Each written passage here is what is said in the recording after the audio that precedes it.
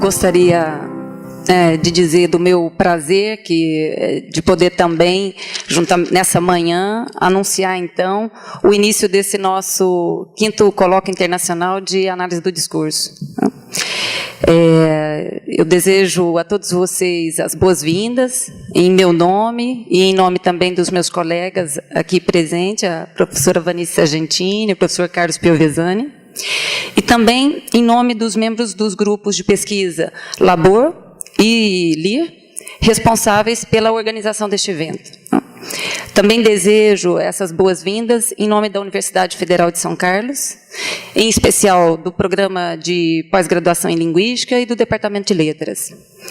É uma honra para nós, reencontrarmos muitos de vocês aqui, nesse mesmo teatro, nesse mesmo anfiteatro Florestan Fernandes, assim como é uma honra também acolher aqueles que pela primeira vez nos prestigiam com a sua presença. É verdade que a concorrência é desleal, o teatro é acolhedor, mas não como essa manhã são carlense, com um sol radiante, neste campus da UFSCar pleno de verde, e com a floração ainda remanescente de alguns ipês amarelo e rosa, e com muita moreira carregada de fruto. Mas é o nosso senso de compromisso com a coisa pública, em especial com a educação, é a nossa aposta de que o saber e o pensamento crítico são fundamentais para a emancipação em sentido pleno, e é isso que nos congrega aqui neste espaço e o que pode nos fortalecer diante do show de horrores diário que temos presenciado nos últimos tempos. Além de nossa estupefação diante do cenário caricatural e novelesco de capítulos sucessivos, estruturados para manter nossa atenção e tensão em alta, para nos distrair e dispersar, testemunhamos vários clímax que vão desde a destituição de uma presidenta legítima e democraticamente eleita, passando pela prisão do ex-presidente que terminou seu mandato com recorde de aprovação e que, embora preso, é o favorito nas pesquisas de intenção de voto, e ainda assim acaba de ser impedido.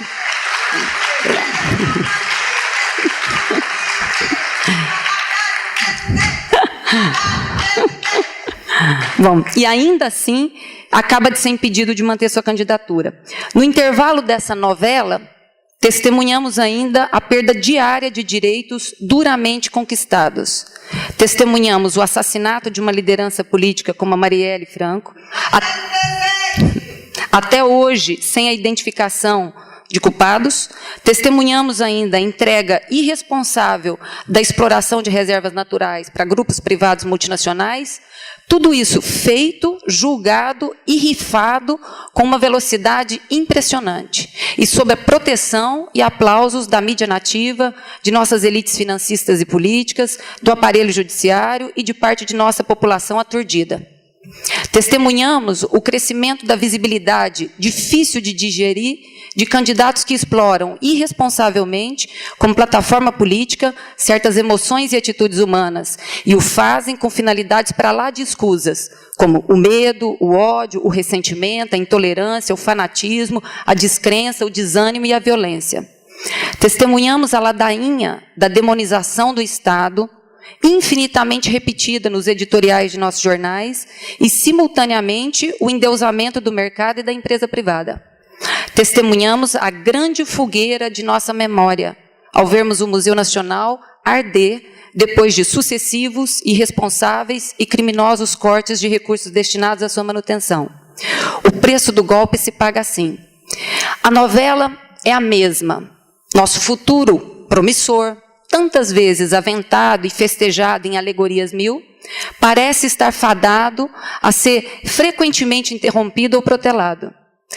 Diante desse cenário, que visa a todo custo a quebrantar essa nossa estranha e talvez romântica esperança nesse futuro sempre esperado, diante desse cenário que visa dobrar, submeter e diminuir nossa capacidade conjunta de resistir e de perseverar contra esse desmonte sistemático de conquistas e lutas coletivas, o que nos fortalece, anima e alegra é o sentimento de não estarmos sozinhos e a certeza de que a luta compensa.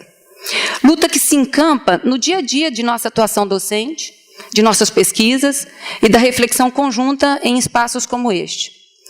Desde a primeira edição deste evento, em 2006, concebido e organizado por minha colega, amiga e parceira Vanice, o CIAD buscou dar visibilidade à dimensão coletiva do trabalho de pesquisa, daí a manutenção, ao longo das edições subsequentes do CIAD, desse formato de apresentação dos trabalhos por grupos de pesquisa. Além dessa preocupação, buscou-se, nas edições do CIAD, propor temas que nos ajudassem a pensar a própria constituição do campo dos estudos do discurso. As suas apostas, os seus limites, os seus avanços, mas também afirmar o alcance e as contribuições das nossas reflexões sobre temas que concernem a diferentes áreas do saber. O discurso e sua relação com a constituição dos poderes, mas também com a constituição das resistências. O discurso e a sua relação com a construção da verdade, mas também com as formas que questionam, avaliam e denunciam os mecanismos de produção de um dizer que se quer verdadeiro, que se impõe como tal, e que, pela força da sua circulação e institucionalização, silencia outros dizeres e naturaliza sua condição hierárquica e, muitas vezes, autoritária.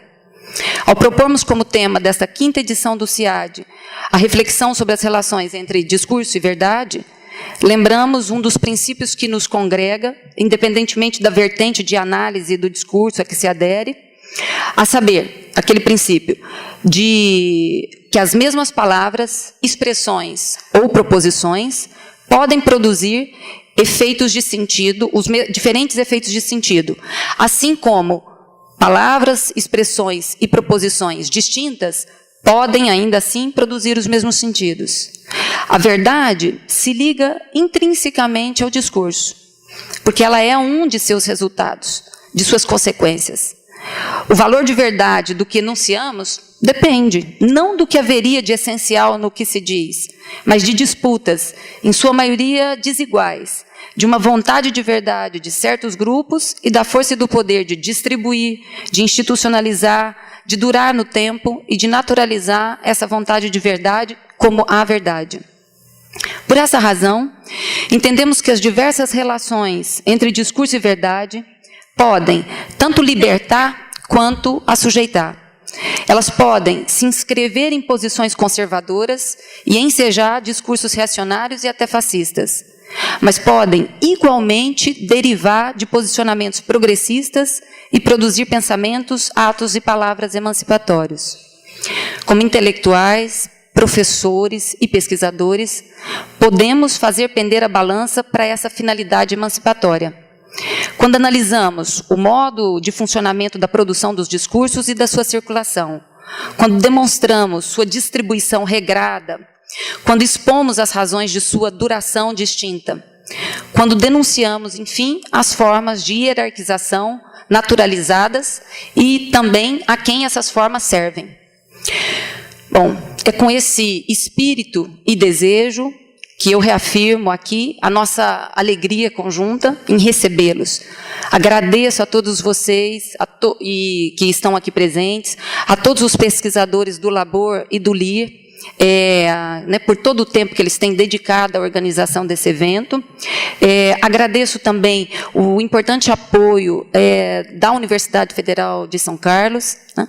Agradeço o apoio da CAPES e da FAPESP na realização desse evento. E, obviamente, agradeço aos professores convidados, por terem aceitado generosamente o nosso convite para falarem desse tema que nos concerne e que nos convoca, a todos, exige da gente uma reação mais prontamente, justamente em alguns momentos da nossa história, como o atual momento que a gente vive. Então, muito obrigada, um bom colóquio para todos. E não se esqueçam das amoras.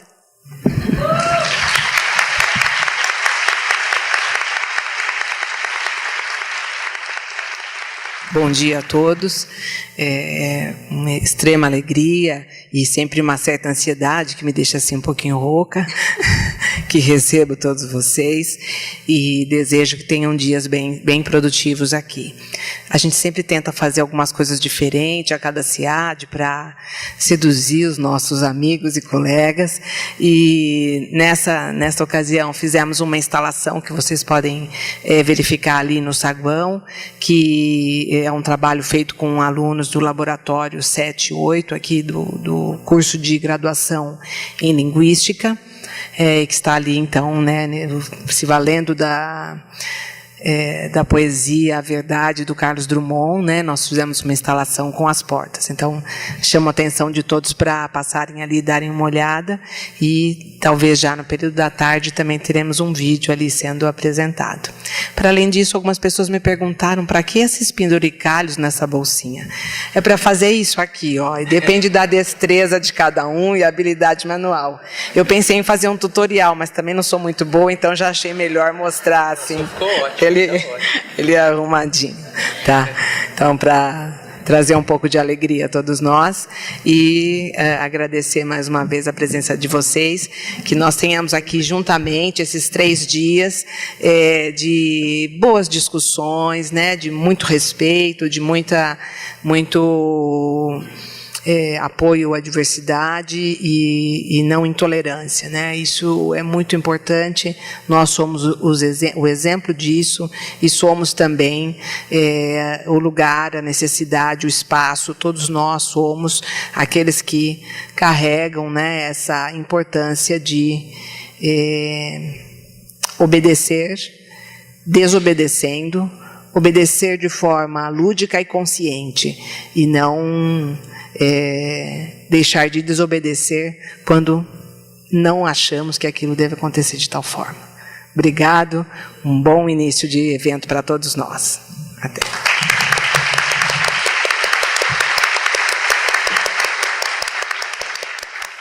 Não somente pelo tardar, pelo adiantado da hora, não só por isso, mas também porque estou com uma certa inveja da voz da Vanice, da qualidade de voz da Vanice um pouco enrouquecida. Estou falando de viva voz para vocês, e por as 2 razões, e porque assim subscrevo totalmente o que elas acabaram de dizer. Só me resta desejar um bom dia, uma boa-vinda a todos vocês. Muito obrigado por terem vindo e aproveitem bastante do nosso evento. Obrigado.